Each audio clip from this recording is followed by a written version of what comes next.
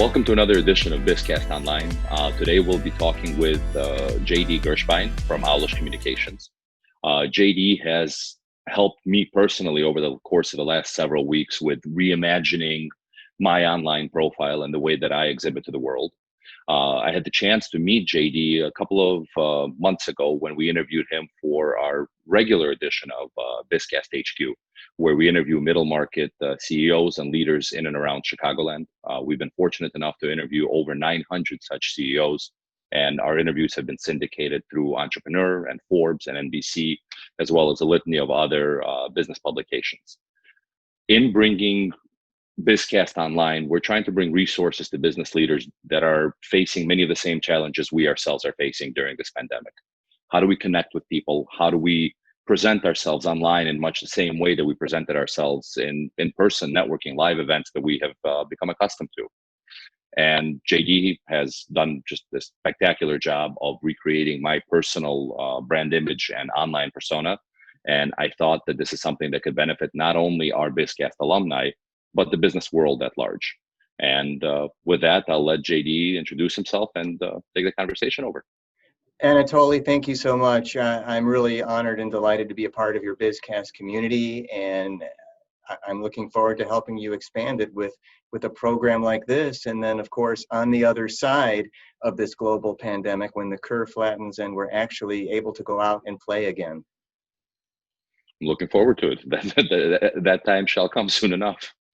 There you go. Tell me a little bit about what you've been seeing over the course of the past, during this pandemic. What has been the shift that you have noticed? Not the best way to start the new decade, is it? I mean, we came into 2020 with guns blazing. I mean, if you were in the corporate world, you had big plans, big initiatives. If you were an entrepreneur, you wanted to grow your business. Maybe this was the year you were going to get your idea off and running and get your seed funding. And if you were kind of in professional transition or looking to carry forward a rebrand or a side hustle, this was the year you were going to do it. A clean slate for everyone. And then look what we had handed to us. So everybody's regrouping, everybody's in a pivot. Some are pivoting within the pivot, like myself. I had a lot on the line, a lot on the table before all this happened. And what I was able to do, Anatoly, which I find myself in a beautiful example of self-leverage here, is to go back and do what got me to the dance, and that was truly work and collaborate with folks who are serious about up-leveling on LinkedIn. LinkedIn use has skyrocketed since the onset of the coronavirus crisis. The use of the teleconferencing platform Zoom has skyrocketed as well, and the two are paralleling each other. Business people have gone online. The business world is now virtual. So whatever folks in business can do to help folks in business get through virtually, because the face-to-face world is unfortunately shut off right now, this is the new reality, the new busy, as I like to call it. And I second that. For me, I've been an avid LinkedIn user for, I would say, as long as LinkedIn has been around. With that being said, the way that I used it pre-2020 and 2020 and beyond, I feel like are two very different use case scenarios. In the past, I've used it, more as a telephone book, as a directory, to look somebody up, to find the basic information on where they currently work, what they're doing, but that was really it. It played a supporting role to me meeting them in person and building that relationship. What I'm seeing now is with every Zoom call we have scheduled, with every meeting that's about to take place, I'm seeing more and more of the people that we're about to, that are about to join the call. I see them visiting my profile. I'm connecting with people in the midst of this Zoom call. And the LinkedIn has become, a representation of who I am before people get a chance to meet me, as opposed to just pulling basic information. And my personal LinkedIn, I'm sure much like most other people that I've seen, was pretty much a rebuild of kind of a CV resume with places of employment, education, and accolades. And while it's great information, it doesn't tell a story of who I am. And it's definitely not the story that how I want other people to perceive me. So in looking at more and more profiles and in knowing that more and more people were looking at mine, I became acutely aware that it wasn't the best, not even the best, but not even an accurate representation of who I am and who most people are that I'm meeting with, which is where you and I began to work together. And I feel that, your process, it wasn't simply to take my profile, my resume, and rewrite it. You're not a resume writing service. But in doing the self-assessment and doing the questionnaires, the interview, I think that one-on-one interview was paramount, where you really got an essence of who I am, what I've done, and what I'm looking to achieve with my profile, and why. And then wrote it, not just my description, but also my experience, in a way that tells a story, and a compelling story, of why someone should have a conversation with me, and why I'm relevant for that conversation. Yeah. So Well, the that's been essence of great. the essence of the work, which you've truly characterized here, is, and I've done this all along since I discovered LinkedIn in 2006, is confront people with their professional value and get them to do the deep, immersive work, and it's challenging work, to dredge up everything that's beneath them, put it out there in a way that's compelling, that generates interest and demand for what they do, but also has that element of storytelling. And I've done this all along.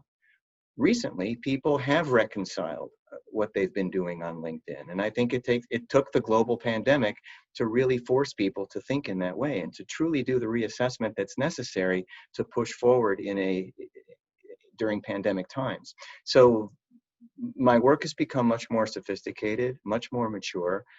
I've learned an awful lot about myself in the process. And if you're going to go out there as a personal brand strategist, Anatoly, you better know a little something about your own brand, and how you feel you're perceived and acknowledged and recognized in the business community. And what we're seeing now more than anything is a shift of behaviors in the way people are kind of aggregating into LinkedIn, how we're kind of maneuvering through these various communities, and how we're kind of selecting people to have conversations with. And tantamount in importance is the organic social networking that we're doing with members of our own network. The people that we've pulled in for as long as we've been on LinkedIn, the people who have kind of watched us grow in business.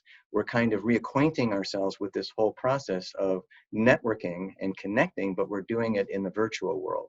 So where brand becomes the great mediator is, that's who we are online. That's all people have of us right now.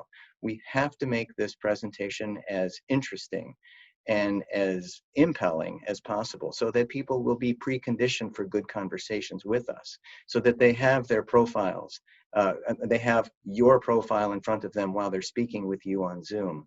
And it's now a more focused, immersive approach to getting to know you. And I've always kind of done that. The problem is, so many people postponed it or neglected to move forward with me. And now they're coming back and they realize, okay, I get it, JD. I have to look the part, I have to walk my talk, and I have to give people more of me on this online profile now than I did before.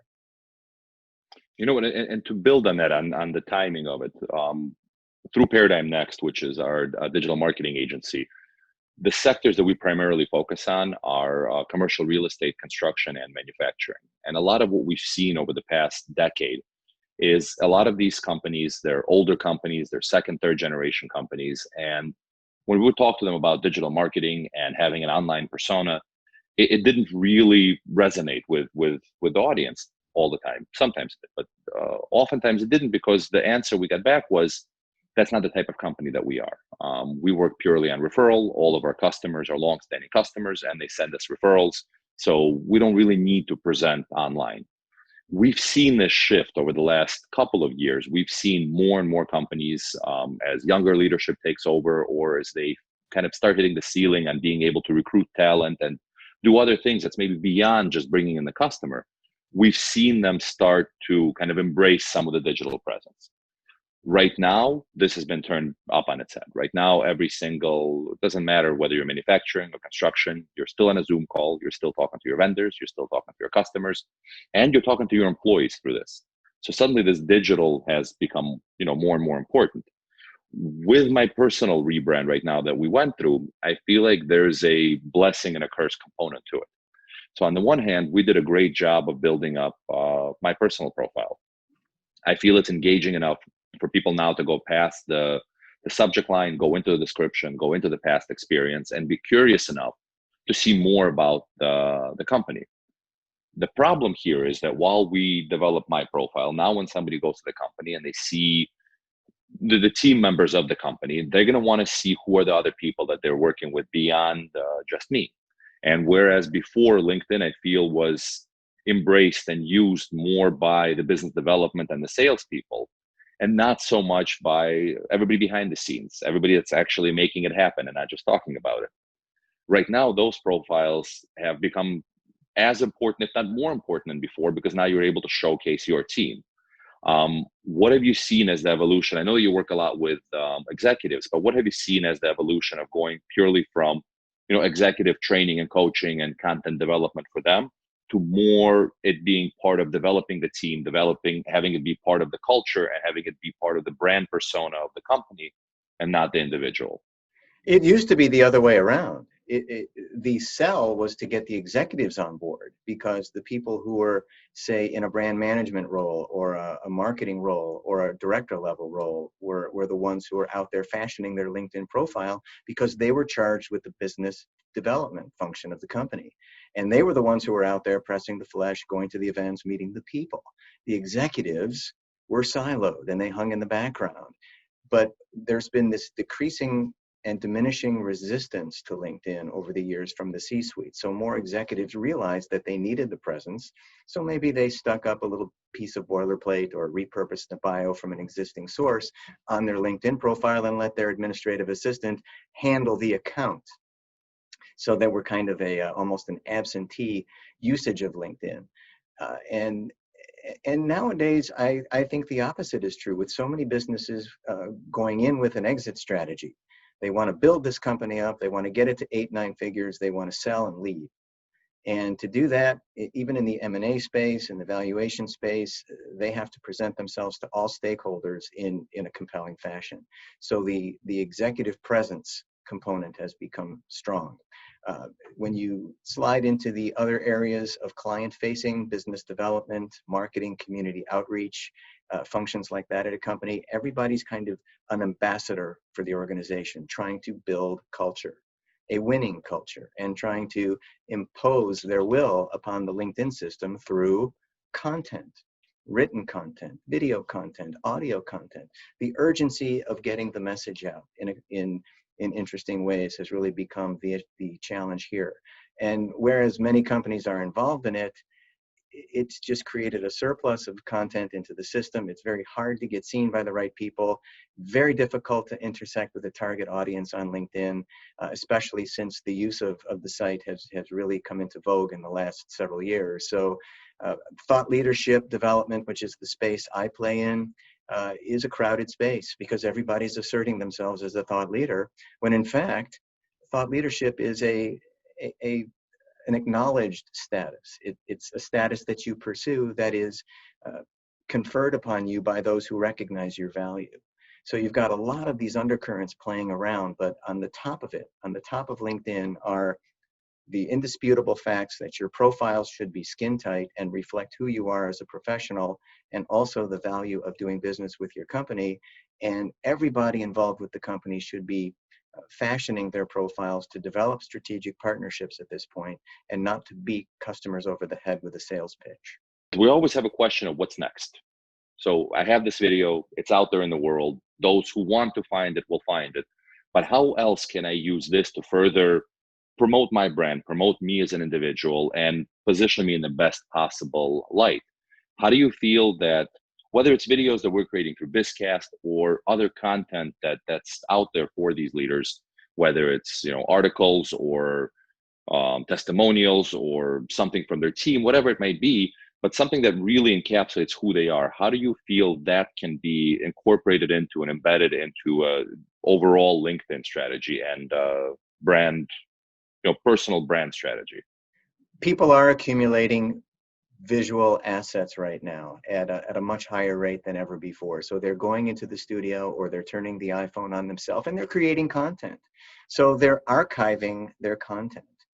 And for LinkedIn purposes, we're becoming a tough crowd, and it's very difficult to make an impact in the attention economy. We're not competing as we were before. It's much more cutthroat than ever because people are so distracted, so disrupted, so self-absorbed. How are you going to get them to watch a 1.5-minute piece or a 2-minute piece, or dare I say, a 3-minute piece. You're asking a lot of people to take 3 minutes of their time when they could be answering emails or making phone calls or going on another Zoom conference to watch your video. And the videos are just pounding the feed of LinkedIn right now. As I would say, a year and a half, 2 years before the pandemic, video marketing was not a mainstream practice. And now it's a competitive advantage. But it's not just about getting the video up there. It's about getting it watched and watched regularly, building a following around that video so that the people who view it once will be willing to give you another shot and view the other videos that come down the pike. So we have to be good stewards of our story and the story we're putting out on a forum like BizCast, and make sure we kind of weave that in at increments and give people enough of us so that they want more and that they're interested in investigating us further. We're just getting very snobby about the videos now. We want them to be well produced. We want them to be authentic. So obviously we are dressing our sets. We are converting our home offices into green screen studios or going out there as broadcast stations. Not everything is going to work. Not everything is going to engender the views and garner accolades, but you keep doing it, you keep building the audience, and from the work that you do, you build a portfolio, and you just parse out the best of the best in increments that make sense. And LinkedIn has a media component where videos in general can be embedded to kind of further support the story that you're putting together. There are numerous ways to embed video into the LinkedIn ecosystem. Obviously, at the level of the LinkedIn profile page, it supports the video format underneath the About section, underneath any of your experience sections, and under the education section. Not many people put in the education section, but a video can live there. And then, of course, through LinkedIn publishing, through sharing it externally from, say, a blog or a video blog or other areas of social media, kind of cross-pollinating where this video can occur and getting people to other sites like landing pages or lead capture pages. So there's an inordinate amount of ways to leverage video, and in an evergreen way. If your video is timely, a year, 2 years from the time it's produced, it's got that residual marketing force, and you can just keep bringing it back because you're connecting with more people who haven't seen it, and they've got to see it. Zoom can be used well beyond the pandemic. And I feel that once we're out of this whole thing, I think a lot of future meetings, a lot of sales presentations, a lot of connections, initial connections, follow-up connections will be done through Zoom. And whether it's going to be replacing a phone call that's completely impersonal and making it more productive, or it's replacing a meeting for which people have to travel for and commit time, and to get 10 people in a room is difficult. I think that a lot of the effects, a lot of what we learned here, from meetings for us to a lot of the e-learning platforms, while I sincerely hope that school is back in session as soon as possible and our kids can go back and start socializing and get out of our hair a little bit. On the flip side of it, we also saw how e-learning, works, how all of this technology that we've been seeing over the last 10 years really came together in this one moment of crisis and allowed us to continue life for all intents and purposes. So I don't think that a lot of the changes that we're making now are going to be short-lived. I think they're going to go well beyond the pandemic and will really shape the way that we do business in the future. What do you think? Do you think that there will be like a knee-jerk reaction once the floodgates open, everybody runs back to the office, back to meetings, and there will be almost a negative connotation associated with this time of Zoom? Or do you think that there are going to be moments that we're going to embrace and it's going to become just that much more paramount to have that be a part of our lives? Well, I'll go back to the first piece of what you said. Opportunity knocked and Zoom answered, man. I mean, Zoom was right there.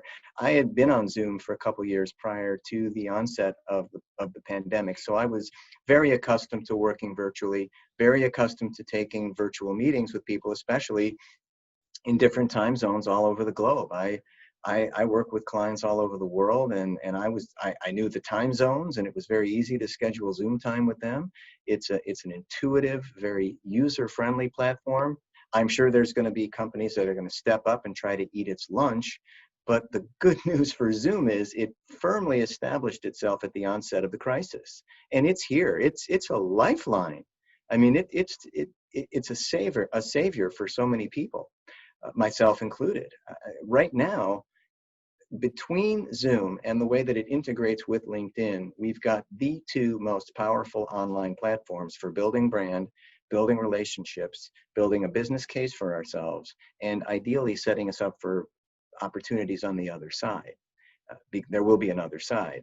I think the habits are ingrained, Anatoly. I don't see virtual meetings going away anytime soon, because even when economies start opening up again, there are going to still be plenty of people who are gun shy who will not go back.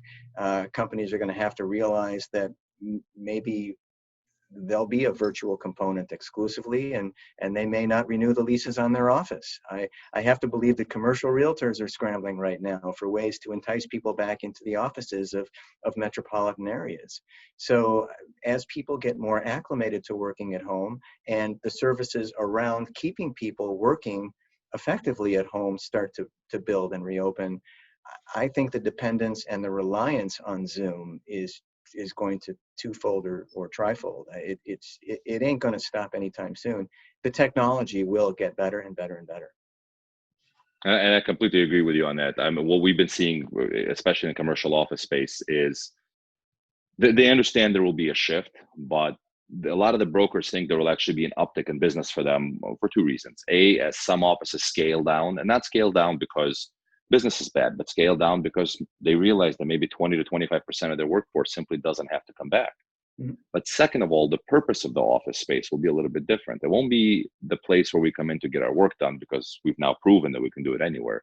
But it'll be the place where we can connect, and where we have some of the better technologies for presenting, some of the better camera systems and acoustics and so forth. And a lot of companies right now are reworking that, much as a lot of schools now are reworking that.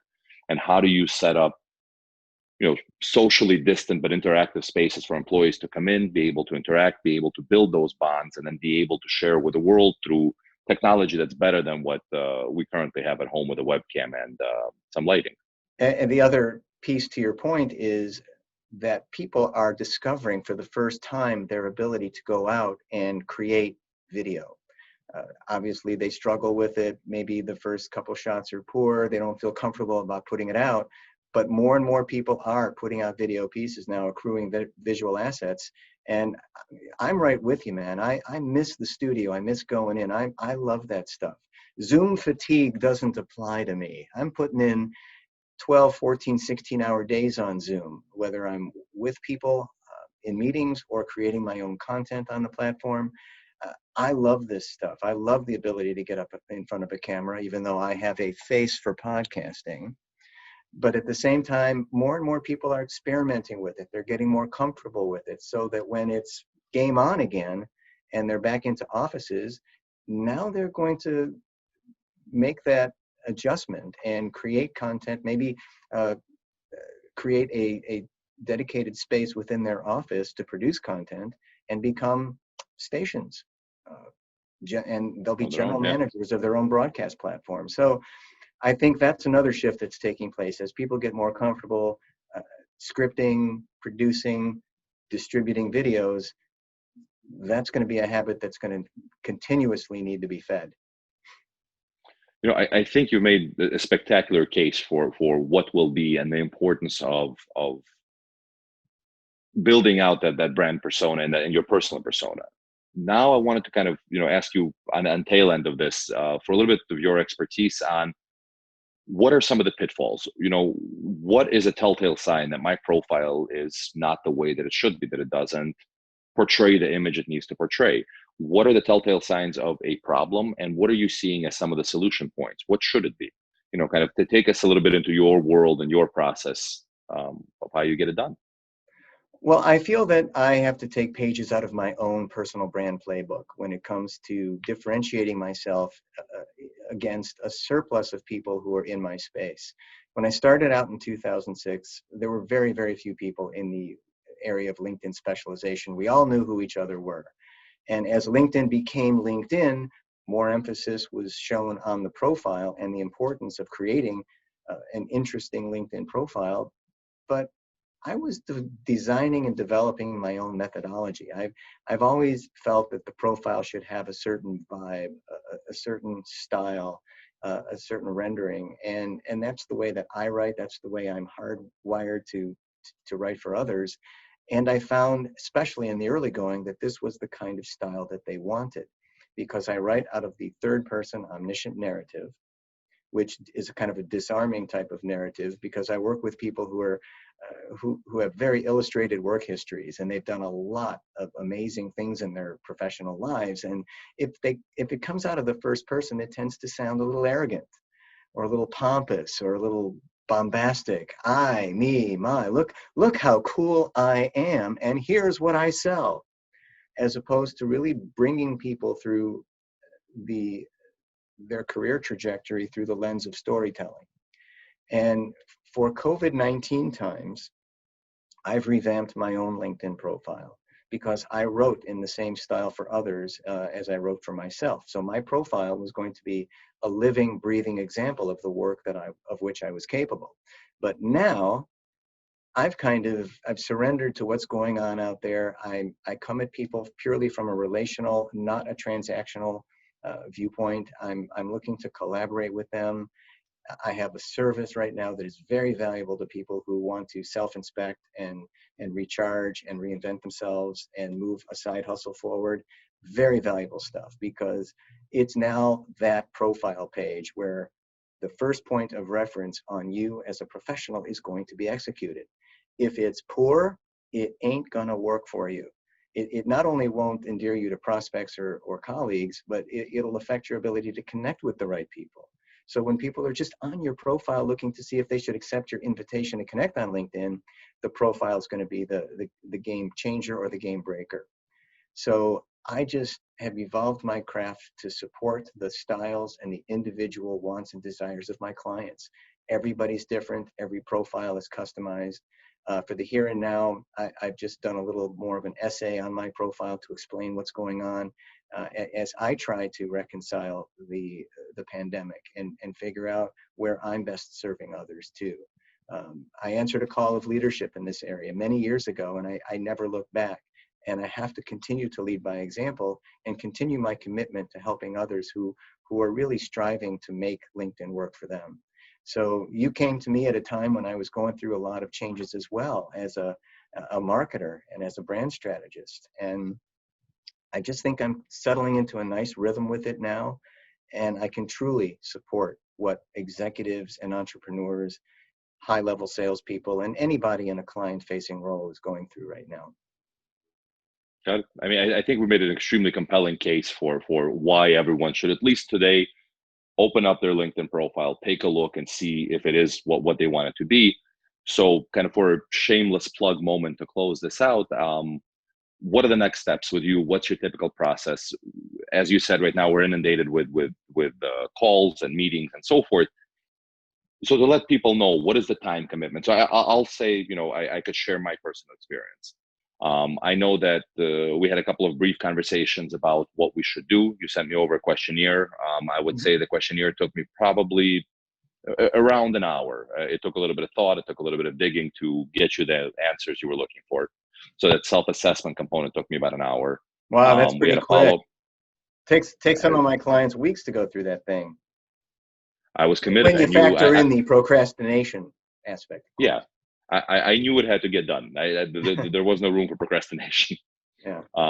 So committed about an hour to putting that together. I think we had a conversation that was about an hour. When you sent over the profile, it was, like I mentioned to you before, it was one of the first pieces I've ever read where I had no edits at all. So that was an easy part. There wasn't too much to go back and forth on editing. On the second professional experience description, there was a little bit of a misalignment. I felt like there was something that I missed in telling you as part of my story. So we went through those edits, and I would say that took probably another, 20, 30 minutes. So my all-in involvement on this was probably, figure, with all the conversations and everything, 3 to 4 hours. And the process beginning to end from the moment that we decided this is what was needed till the moment when my LinkedIn was updated and changed and I was able to do a before and after, was about 2 to 3 weeks. And I know that you had some delays along the way also, just, getting bombarded with work for the very same reason why I suddenly engaged. So kind of how should people contact you? What should they expect? How long will it be? Time commitment and so forth. Will it be similar to my experience or not? And kind of if you want to just close on that scene and Sure. what it's like to work with you going forward. Sure. It's a lot of fun to work with me. Did you have fun working with me? I was fun, wasn't it? Had a blast. Am I fun? I can be fun. Everybody is different, and I think a lot of it depends on the personal timetable of the client getting the work to me. The respective accountabilities are, we know that we're distracted and that there's a lot of things pulling at us right now. And you engaged me actually back in the holidays at a time when it just wasn't right for you.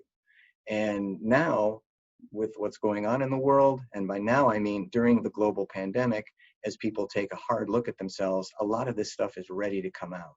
It's just ready to come out.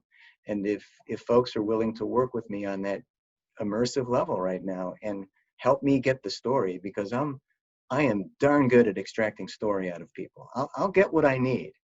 And then it's a surgical process. I don't just churn these out. I work on multiple profiles simultaneously. I lay out the mainframe. I come back to it. I kind of surgically fill in, very precisely fill in wording and building sentences and building a piece that I know will be a good read for people. Again, it's not about just copying and pasting the executive summary from a resume into the about section of the LinkedIn profile, but that's the storytelling piece. And as you can tell, as you've just stated, it's collaborative. It's not just about, here, JD, here's my stuff, go write the piece, see you in a couple of weeks. It's about me coming back to you and continuing to ask questions and making sure things are right, so that when the first draft comes in, you at least know that this is you, that JD was paying attention. And then we just kind of hammer it out together and produce what we both absolutely love. And then the work goes up. You'll get a huge spike in profile hits, as I know you did, and you're off to the races. You're going to start feeling it. The intangible of working with me is that you're going to show up better in your Zoom meetings, in your phone calls. You're going to attract a better level of professional to connect with on LinkedIn. And from there, you have the ability to pick your lane and merge down that lane and ideally generate sales moments. No, I completely agree with you. And JD, I'm extremely happy that we had a chance to go through the process before, so that I'm speaking from a different position. I'm one of those, I'm not only the hair club president, I'm also a client. So I've gone through the experience. I understand the advantage and the benefit and what impact it's had on me. We're now going to be starting to do a similar exercise on some of the team members for BizCast as well as ParadigmNEXT. It's something that I will definitely mention every time we book someone for a BizCast interview. We do look at their LinkedIn and we see, just for connection and for us writing our description of the video, we kind of start there. So I'll definitely, I feel like, be bringing you into the mix, because I think you provide a tremendous amount of value to these leaders. The value is not only in the end product, but it's not about the destination. It's also about the journey. And I feel like going through that journey with you was super important. A lot of the questions if I may extend to that, the BizCast process that I went through is a perfect dovetail, because if I can just speak to all your BizCast professional clientele right now, you've got a spectacular visual asset. This could be the crown jewel in the visual marketing portfolio of your clients. It can be best served on LinkedIn, but it's going to pale or not get the desired outcome if it's on an inferior profile. On a resume. Mm-hmm. So if folks are looking to bolster their LinkedIn profile, it becomes the perfect destination for the BizCast video. And that's the product, and that's the end result, which is extremely important. But the process itself was equally enlightening. It made me ask myself questions about, what is it that I love to do? How do I describe it? How is my experience played into that? Questions that you might not ask yourself when you're kind of in the business and in the day-to-day. Working with you, taking yourself out of that equation and really kind of exploring your experiences and how it lends to your strengths and how it lends to the story you want to tell, I think is extremely important. It shouldn't be looked at as what the final product is, but the exercise itself and what the value that it brings. And the end game is obviously the effective LinkedIn profile. What I call the working LinkedIn profile is 24/7, 365. And it's engineered to sell you when you're not present, to sell yourself. And that's exactly what it is, you know, those very same clients which before told me that we get our business by referral, right now, even if business is gotten by referral, even if somebody refers me, I don't expect the people that I'm being referred to take out a piece of paper and a pen and start writing down my phone number and contact info and so forth. They got my name, they got the company. The next step is for them to simply Google me. And the first thing that's going to come up is my LinkedIn. And even though I came in as a referral, if my LinkedIn doesn't support the story of the referrer, now when we finally do connect, I'm fighting an uphill battle of proving that I am as good as Mike said I was. As opposed to having the right LinkedIn and having the right persona. That's your first, you know, you never get a second chance to make a first impression. I've heard that. That has become our first impression. This is it now. And it really needs to be buttoned down, and not just buttoned down from a structural standpoint, but buttoned down from a heart standpoint. Is it who I want to be? Is it how I want to be perceived? And I think that's the part that's missing in a lot of resumes, because it shouldn't be there, because the audience is different. The audience for a resume is going to be HR and a hiring manager or the manager of your department. The audience for LinkedIn are going to be people you're going to be working with on an ongoing basis. And it's not a one-time decision that you have to somehow affect. It's So also I a think real-time document. It also operates in real time. So if you have morphed beyond what you're putting out there on your LinkedIn profile, it has to be updated for you to even have a fighting chance in business. And I've heard so many times from so many people who, JD, I created my account 10 years ago. I haven't done anything with it since. Well, you know what? We've all been given this bubble of time to do some incredible things right now.